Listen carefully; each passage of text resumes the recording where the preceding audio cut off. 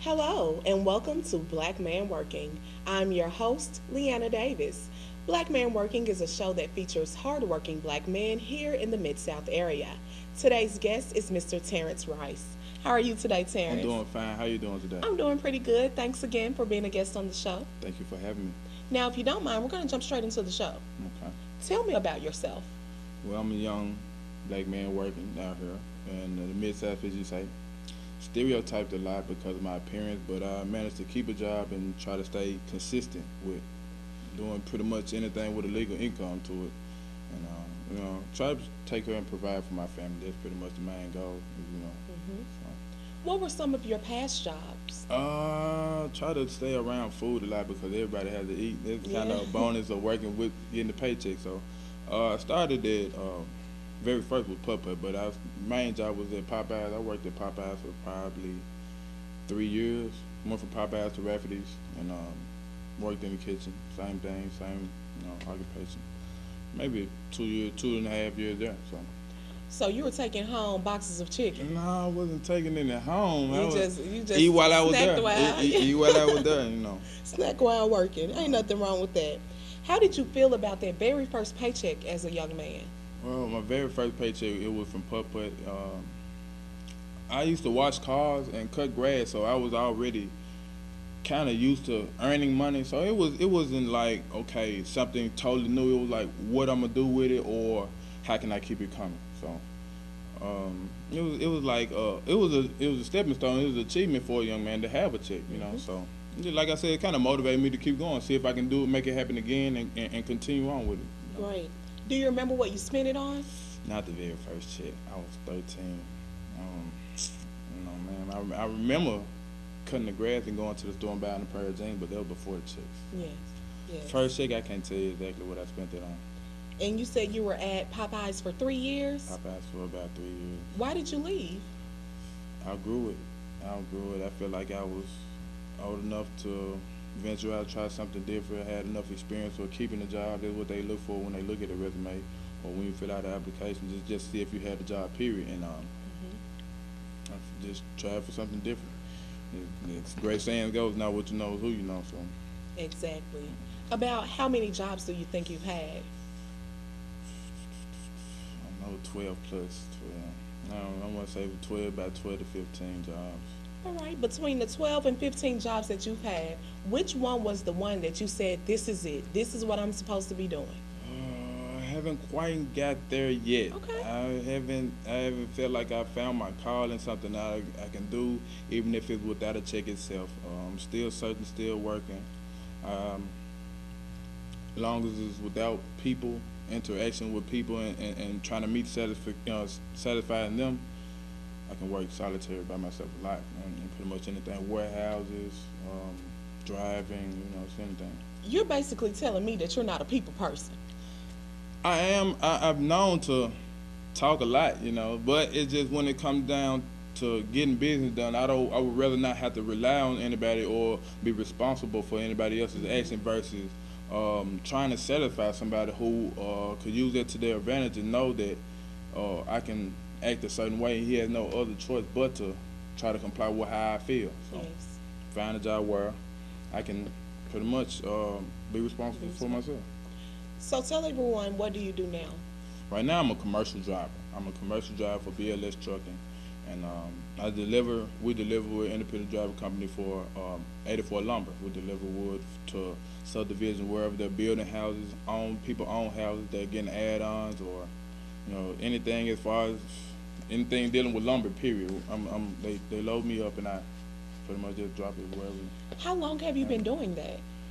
BLS, I've been working with them for about 6 months. I was over the road since 2011. I have got my commercials in 2011, first 2021.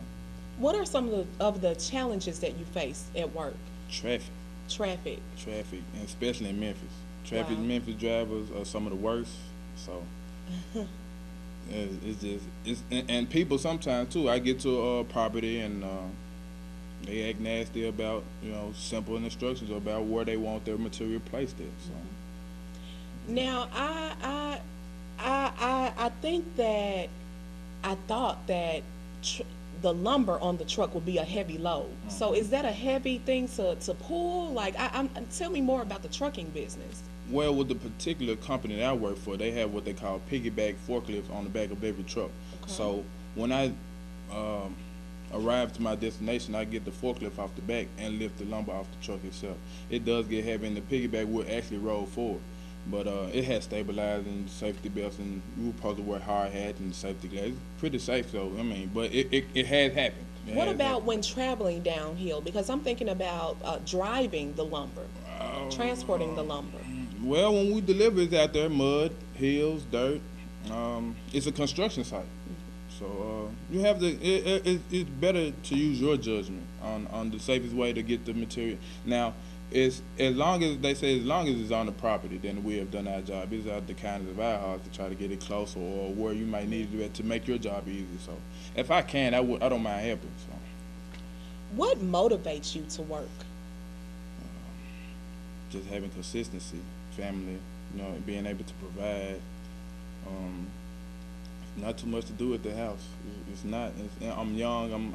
I want to take advantage of my youth, and before I be too old to do anything, Mm-hmm. So just to stay going right now, do it while I can, and I live off the rewards later on in life. Earlier, when we first started the show, you mentioned that sometimes you are stereotyped by your appearance. Tell me just a little bit more about that before the break. Well, for one, the height to catch your attention. The height to catch anybody's attention. When you see the height, you see the dreadlocks, and the way you carry your hair it says that you're from a certain part of the town or something. And we spoke on tattoos before, and tattoos, I have a nice amount myself, and if you see them, you will automatically judge that I have been to prison or from a broken home, and I have did neither. Never been incarcerated for anything, little more than traffic tickets. I haven't been incarcerated for those, so. It's just you see a guy and you will think off the top he's into trouble or he's looking for trouble. It's not me. Like Not I said, case. Solitary. I like to stay to myself. Don't say nothing at all. That's great. That's great.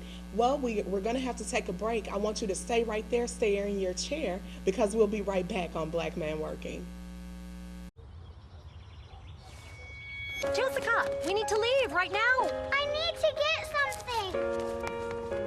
Dance recitals are so boring.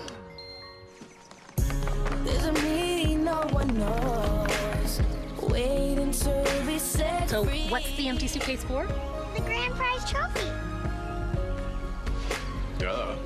Confidence. Pass it on. I was born to be somebody.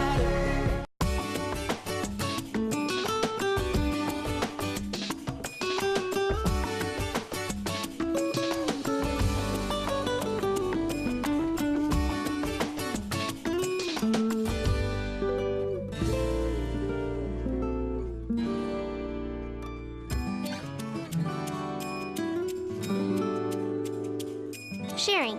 Pass it on. A message from the Foundation for a Better Life. TTEN. We're back on Black Man Working.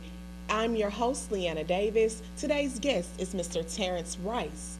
Now, Terrence, before the break, we discussed a few different things. We discussed stereotypes, and we discussed your 15 different jobs, okay? Now, with more women being in the workplace, do you find yourself being approached often by women? No, ma'am, not at all. I drive, and the people I come in contact with 9 times out of 10 are construction workers. So. Well, let's go back. Let's go back before we got to BLS trucking. Okay, just period. Yeah, I mean, communication is one of the keys of working with a team. I try to keep it professional. Of course, I've been approached or I approach people, men and women, in the workforce. So with more women out there, they tend to overcrowd these places. And yes. Have you ever dated a woman where you work? Dated? No, I wouldn't say this strong of a term. I have through relationship with women, I try to learn from anybody that I come in contact with. So if you have something to teach me, I'm willing to listen. So that calls a relationship with a woman. Now, did some of those teaching relationships form some drama? tried to stay away from that. I can't say that it have. I can't think of where anybody got fired or anybody had to get relocated to a different area or anything. None of that sort. We won't let it get that far. No fights, no drama, ma'am. No, ma'am. no he say, she say, back and forth from the kitchen to the grill, and none of that. That's why I would rather not work around people in the first place. Good. I remember you saying that. That's good. I'd rather not work with people. Now, I'm a hard-working black woman. I work hard every day. How do you feel about black women making more money than black men? The more they make, the more they can spend. On themselves, huh? Yeah, it's just period. But seriously, it really wouldn't faze me because the money is printed here. You know, it's always enough for anybody. Why be greedy? And it's you work hard enough, you'll get enough. You'll get what you earn. So, more the merrier. The more the merrier. Sure What about, would you feel intimidated by a woman that you were dating maybe that made more money than you? No, ma'am, not at all. Why not? I make enough for myself. Okay. I would make enough for myself where I wouldn't have to feel empowered by a woman. I mean, her being more successful is more to celebrate about, more to promote, more to be happy about. So, and at the end of the day, it's all about positive vibes, being progressive. So, I mean, why would I try to overshadow her because she's successful? So, Yes. I mean, that one makes sense. That's great. What do you think made your bosses hire you? I've been told that people take a liking to me. I couldn't tell why, but it's favorite. But as far as the workplace, try to be straightforward. You know, Honest. Don't cut any corners. Try to give them a little bit of what they're in for, you know, in the conversation that we meet. So, kind of give them a little bit of the person that they're about to deal with, you know. Yeah, and definitely being transparent. You know, you have to show people who you are. A lot of times, you know, we put on a facade when we go into interviews.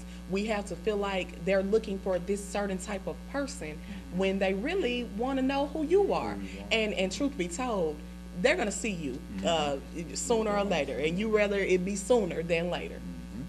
Yes. Where do you see yourself in the next 5 years? 5 years, I see myself working with cars. I don't want to say the term flipping, but that's the easiest way to think about flipping cars, like retail. I mean, not retail. Real estate. Real estate, correct. Just looking towards building, rebuilding, coming across different cars. I guess any guy would like cars. I just feel like this is something that every guy should know how to do. And if you know how to do it and you're good at it, you should be able to get paid for it. So it's so much money coming out of that business itself as far as working on them, rebuilding them, selling them itself, you know. So many things. I feel like this is just an open field. So I'm gonna get I get another trade and get an auto technician trade so I can get into selling cars or something like that. So that's one of your hobbies, working on cars and just being involved with cars? That's a skill that I would like to have under my belt. I can't say that I can get out there and perform any duties for anybody else. I would trust my work, but I would rather not get involved in. But I think that's something that, like I said, that every man should know how to do. I want to go to school for the culinary arts, but I don't plan on working in the restaurant. It's just something that I would want to know how to do for my house, to cook major dishes. So one of my guests a couple of shows ago, he was talking about all of the different trades that he has, and I mean, he had a list of them just to be multi, just being able to get into different fields and knowing how to do different things. Real quick, before we take a break, what motivates you to get out and work? Having something. To have something, you have to do something. So the more you do, the more you have. I mean, not to be talking in circles, but it's kind of self-explanatory. Yeah. Young, youthful, and try to take advantage of my days. Try to take advantage of my days before they ran out. Yeah, because I mean, you're not gonna get anything sitting at home. You're not gonna. You're gonna stay where you're at if you're staying where you're at. Do not judge people on their appearance. Stay true to yourself. Make sure that you're prepared to work. We'll be right back on Black Man Working. They say I'm a bad kid. Or a charity case. A troublemaker. Worthless. There are more than 3 million children in America's child protection and justice systems. Kids who have been abused, neglected, traumatized. Kids who act out. The worst cases you can imagine. They say I'm messed up. A drain on society. just a stupid mistake. For their safety and others, some of these children have to be removed from their homes. Separated from their families, they're at the mercy of an overwhelmed system. I don't think I'm a lost cause. I'm just a kid. Youth Villages believes that no child is a lost cause, not a single one, because a stable, loving family can help any child succeed. And we have an 80% success rate that proves doing whatever it takes for children is the only thing that works. If you agree, find out how you can help at youthvillages.org.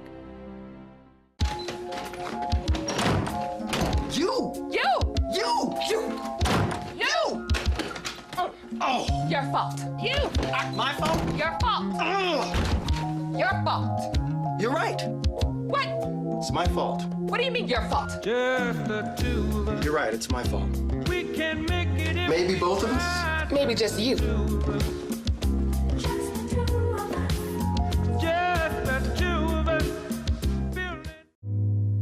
TTEN. Now, Terrence, this is the point in my show when I want you to look directly into the camera, because we have some men at home that are trying to get out and work and they don't know exactly what to do or how to even do it. What would you tell the man at home that's looking for work? Stay consistent. Somebody somewhere needs some hands, some know-how, some type of extra help. If you can't work with your hands, work with your mind, trying to find more things that you know that you can spread to someone who wants to learn. Get something under your name, get some type of paperwork, get some trade at the minimum. A trade can go very far. I have one, this is what I'm working off of. Plan on getting another one. 4-year colleges don't work for everybody, so I wouldn't suggest to go automatically go to a university. Plan on living for trade for the rest of my life. So just stay consistent, work, find some type of work, just stay with it, stay with it, stay with it, stay positive, stay prayerful. And, Yes. Yeah, I know I love the Lord. Stay prayerful. Stay positive. And stay with it. Stay motivated. You have to stay motivated. And you mentioned that a 4-year college isn't for everybody, and that's true. I went to a 4-year college, and I was in classes with people who were like, "Why am I here?" Now, I went there to have all of this, Black Man Working, but others were there just because they were told this is what you're supposed to do out of high school. Find your passion. Find something that you're interested in and shoot for it.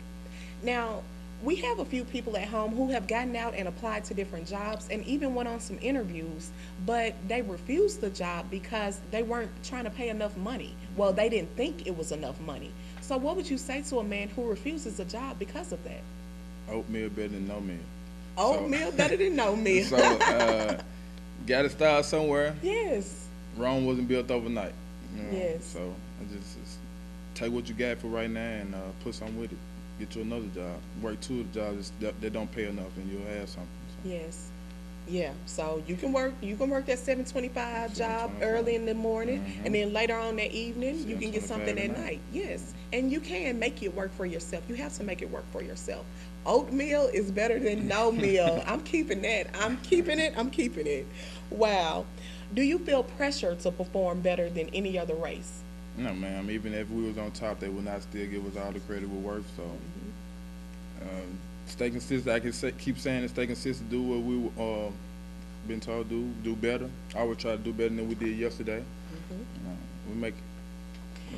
So, technology is evolving by the minute, it seems like. I mean, cell phones, game systems, computers, TVs. I went to my friend's house the other day, Terrence, and I was like, it looks like these people are standing in the room. And I was like, what kind of TV is this? And they said 4K or something. And so that's like extra 3D. With all of that technology changing, the younger generations, they're evolving with it. Like the children, the babies, they know how to work these cell phones. And that's great. That's wonderful, because that means that they can work the technology. But what about the in their mind? What do they need to have in their mind in order to be successful in this type of world? Some of the basic hands-on tools that we need to survive.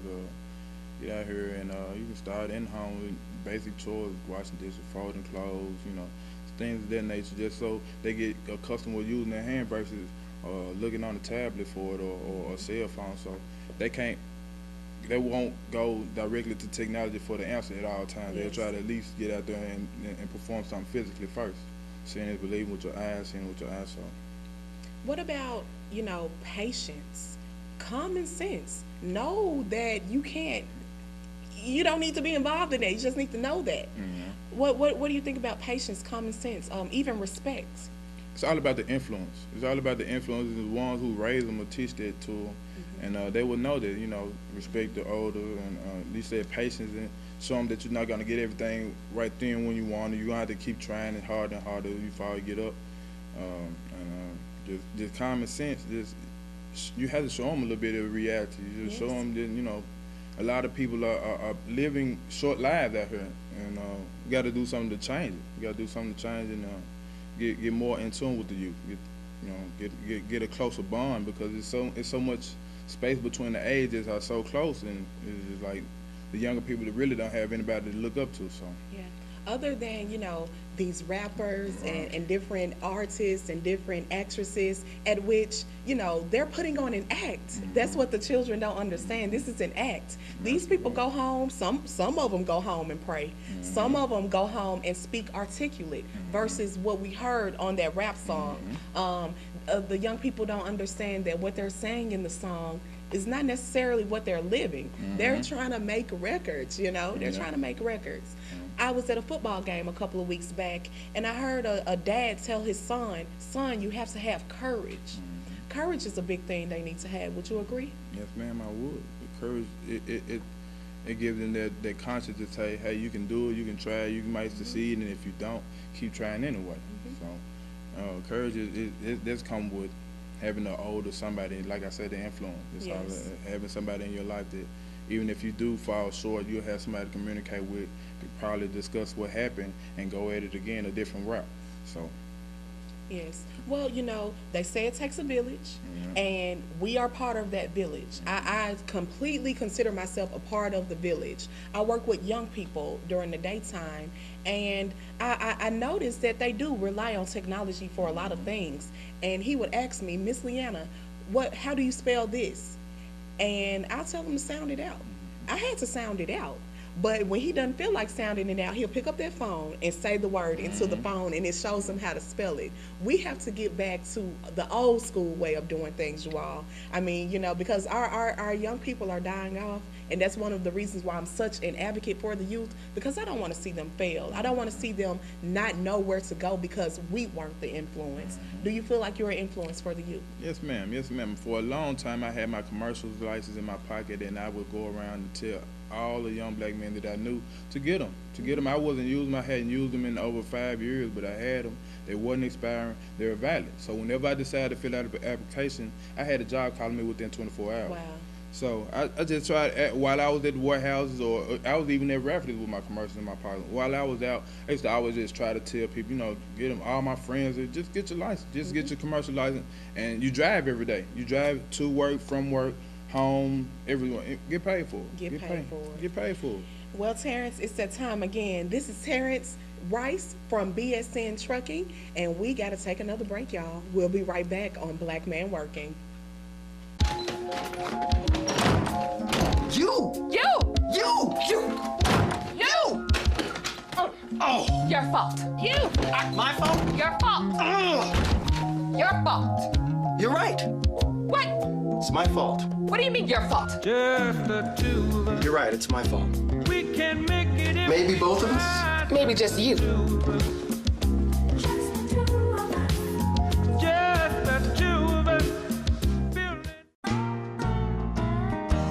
Time is gonna come.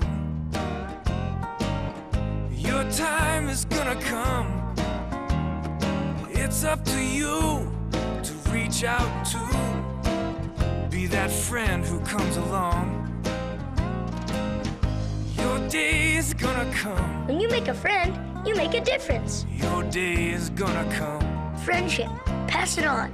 A message from the Foundation for a Better Life. TTEN.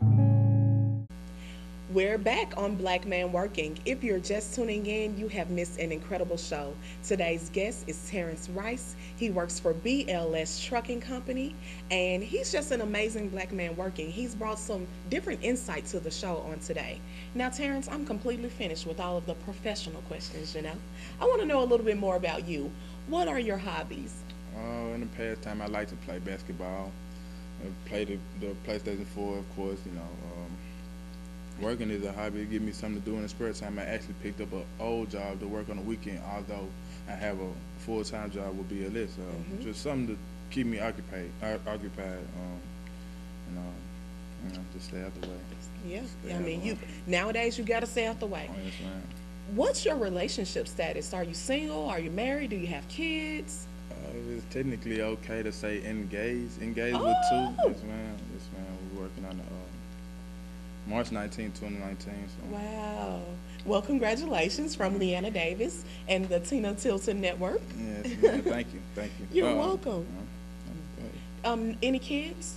Yes, ma'am. 2 kids. 2 kids. Boy and a girl. Boy and a girl. What are their ages, if you don't mind? 5 and 3. One on turn 3, Ooh. and the next one he'll be 6 on the 15th. So Okay. So you got some little ones running around there. Yes, ma'am. All right. Do you have any final words or thoughts or shout outs? Be consistent. That's it. Also, be consistent. Be open-minded. Stay prayerful. Try new things. It's not gonna work on the first try. Rome wasn't built overnight. Well, that's our time. Again, I am Leanna Davis, your host of Black Man Working. If you would like to be a guest on my show, or if you know someone who would like to be a guest on Black Man Working, you can email me at info@ttenetwork.com. Once again, that email address is info@ttenetwork.com. Thank you so much for watching my show from week to week. I really enjoy you. We salute you. I'll see you next time on Black Man Working.